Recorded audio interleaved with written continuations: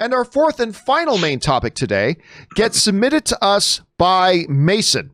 And Mason writes, "Hey, John.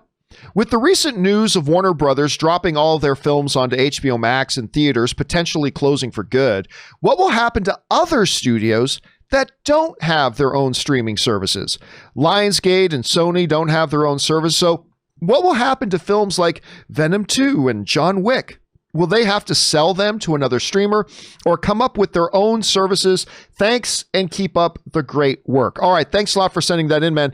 And this is something that's come up a little bit lately about, as we've seen and we broke down the economics of, studios like Disney transitioning to Disney Plus, Warner Brothers transitioning to HBO Max, truly probably the two biggest players in the game.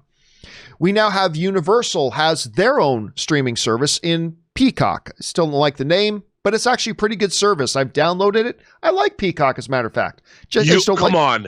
After don't like saying the all name. The hell that you gave them for that name, you're It's actually going to like. It's still a stupid name, but it is just the name. I do like the service. What is going to happen, though, with studios that have not positioned themselves to make that transition over to a streaming world? And because Disney and Warner Brothers seem to be abandoning the theaters pretty quick, theater industry isn't going to be the same. Will the theaters be there to support the movies they want to make and stuff like that? That is a great question. Sony in particular is an interesting case study on this, Rob, because Sony does put out big movies, right? And right now, other than their interest in, say, Crackle, I think they also have interest in some kind of vested interest in another stream. They don't have what you would call a Sony Plus sort of thing, right? So Sony's been a big question. I mean, I actually talked about it this weekend on one of our companion videos about, I am really curious to see what is Sony going to do. And somebody wrote to me, and this just kind of blew my mind when I really started to think about it. Somebody wrote to me and said this, "John, don't forget, Sony has PlayStation. They have PlayStation, which, if you want to talk about a platform, we talk about platforms, Rob. We talk about Amazon Fire Stick, the Apple TV. We talk about the Chromecast TV. We obviously talk about Roku, the NVIDIA Shield, and many, many others. We talk about those as platforms. The PlayStation as a platform is in a lot of homes, like a lot of homes. If Sony, and by the way, Rob, I don't know if you knew this. A couple of years ago, when I was still doing Movie Talk, there was some discussion and some negotiation going on because Sony was actually interested in buying Movie Talk and making it a PlayStation exclusive show that would only be streamed on PlayStation. I didn't know that. These were just, got us really excited at the notion, but these were just kind of baseline discussions that obviously didn't go anywhere, but still. And once somebody wrote into me about that and said, look, you got to start looking at the PlayStation, not just as a video game console. It is, and the same could be said of the Xbox, but it is certainly an entertainment platform that has all these apps. And imagine if Sony started, whether they evolved and transformed Crackle or they started something else and really invested heavily into it and made it something that was on PlayStations. And you get this service for free if you buy a PlayStation. Let's say you buy a PlayStation 5, congrats, you get Sony Plus. And they have all that. And that's a way to make a lot of money. You can make a lot and still make it available to people who don't have PlayStations. For $10, $12 a month, you get Sony Plus. It's interesting.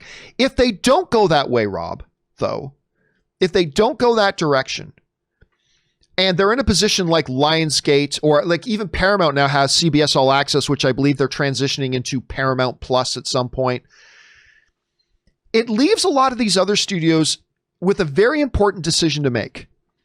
Either A, they have to make the decision to actually start the work of developing their own streaming platform.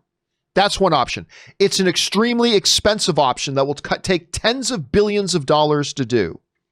But that is one option.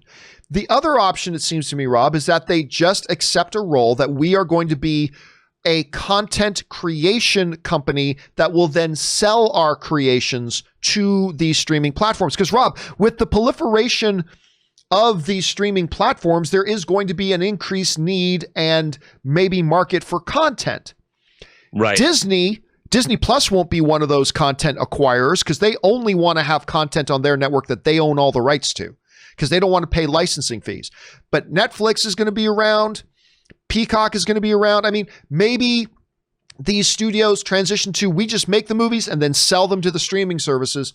Maybe that's an avenue, although that's not where the biggest money will be. Rob, when you look at companies like Sony, Lionsgate, maybe a couple of others, what do you think the future, the immediate roadmap ahead lies for them? Creating their own streaming services, becoming content creators only, another option?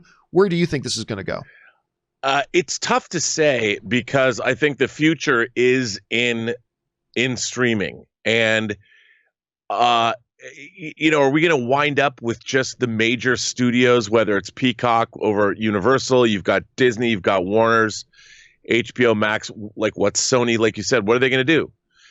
I would tend to think that, assuming somebody doesn't buy Lionsgate, and I think it's very probable that somebody will buy Lionsgate or the MGM library, I think we're going to wind up, Lionsgate as a studio might just be a content provider, but that's not really, they want more than that. And yet they're not big enough to start their own streaming service.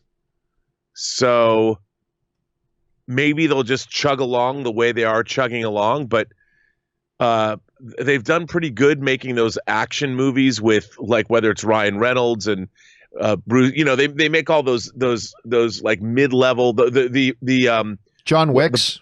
the Bodyguard movies too. The Bodyguard's wife or whatever that he did with Sam Jackson and Ryan Reynolds. I mean, they'll probably continue to do that as long as they can keep them financed, and then they'll become, I guess, a content provider. But I mean, I think part of Lionsgate's business was also, they had franchises that made money, like John Wick made money theatrically for them worldwide. But if that's removed, if theatrical exhibition is going away, I really don't know what's going to happen, to be honest. Yeah, it does put them in an interesting position. I don't know enough about their business model, to be honest. Like, how can they sustain? Are they going to be viable as a studio? I wish I knew more about it. I wish I knew more about the deal makings, the inner workings of these deals today, and how all of this is affecting the worldwide distribution of these movies. Because it's changing so fast, especially now with what Warner Brothers did. I feel like I'm adrift. I can't wrap my head around all of it. There's so many moving pieces, pieces. Question is, guys, for you, as we see these big moves being made by guys like Disney Plus and HBO Max, what do you think a lot of these other studios that have been power players in the past but don't seem to be positioned right now, what do you think they're going to do, and how do you think they're going to come out of this? Jump down into the comment section below and let us know your thoughts. All right, guys.